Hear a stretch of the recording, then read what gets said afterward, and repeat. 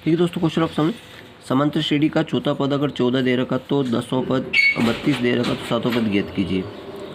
अब दोस्तों सबसे पहले ज्ञात करना है चौथा पद दे रखा, क्या दे रखा उसने, चौथा पद दे रखा, 14वां पद दे रखा। तो देखिए T14 बराबर क्या होगा, इससे एक कम होगा, है ना, यानी कि a प्लस एन, एन में से इससे एक कम होगा, n माइनस वन, है ना, n-1 यहाँ ऊपर लिख देता हूँ मैं, देखो Tn बराबर a plus n-1 into D, ये पद होता है एनवा पद। अगर n की जगह मैंने 14 लिख दिया तो यहाँ 14 लिखूँगा, 14 में से एक गया तो कितना बचा, 13, तो यहाँ 13 डी आ जाएगा। ठीक है, और सॉरी 14 पद नहीं, चौथा पद है, तो T4 बराबर a प्लस 4 में से एक गया तो 3, 3D बराबर कितना, चौथा पद 14 है।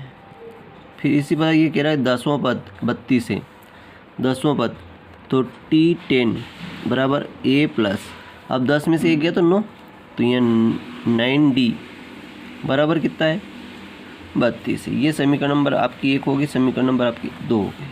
ठीक है, अब इन दोनों समीकरणों में से आप किसी a और d में से किसी एक का मान निकाल सकते हैं, है ना। अगर आप d का निकालते हैं तो इसको माइनस कर दें, तो और इसको भी माइनस करें, इसको भी माइनस करें, तो a में से a कट गया। अब 9D में से 3D गए तो माइनस के 6D बचे, है ना, और 32 में से 14 गए तो 12 में से 4 गए तो 8 बचे, और 2 में से 1 गए तो 1 बचा, 18। माइनस से माइनस कट गया, 6 से काटा 6 3 18, यानी कि d बराबर 3 आ गया। d बराबर कितना आ गया, 3 आ गया। अब ये कह रहा है कि 7वां पद ज्ञात कीजिए।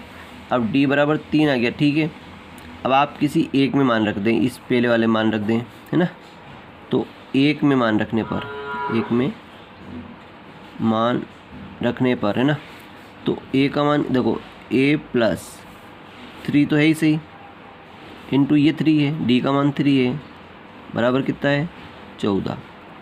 तो a प्लस 3 3 9,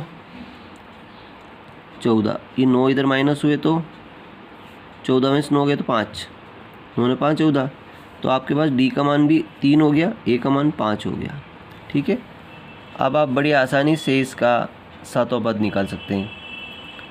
T7 बराबर, देखो 7वां पद क्या होगा, a प्लस 7 में से 1 गया तो कितना बचा, 6D, है ना, तो और a का मान कितना आ गया आपके पास, 5 आ गया, और 6 इंटू d का मान 3 आ गया, तो बराबर 5 प्लस 6 3 18, 18 में 5 23 हो गया।